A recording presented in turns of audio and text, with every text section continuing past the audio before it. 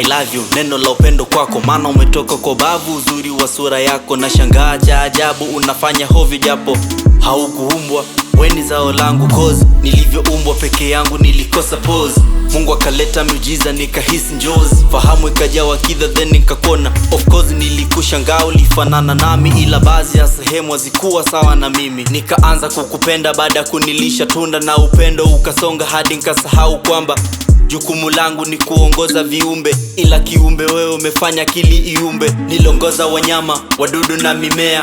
We ni kiumbe gani? Mbona unanielemea?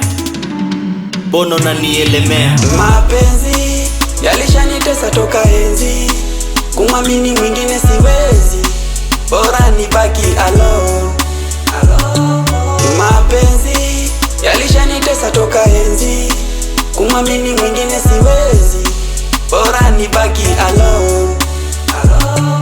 Umeumbiwa minyama, minyamo zembe ndo inafanya nikupende ili unitende, ila leo nimechoshwa na hizo tabia zako. Hata kama ni zao langu na kuamuru nenda zako. Niliamini we ni wangu, zadi toka kwa Mungu, kakupa mazingatio kahisi wa peke yangu. Kumbe chini ya uvungu navuka mipaka yangu. Umeutesa moyo, acha nikuite mchoyo. Haki yangu na ninyima alafu unawapa wao. Nikitaka kufukiza mbele unaweka ngao, sema wao hawezi thamini fedha kibao. Wanataka kimwili baadaye wanacheza zao. Sina space ya kushow my face na window taste. Likuwa na bahati kuwa pamoja kwenye penzi. Ukweli uishe nafsi na tokota wezi save, na tokota wezi save. Mapenzi yalishanitesa toka enzi, kumwamini mwingine siwezi, bora nibaki alone.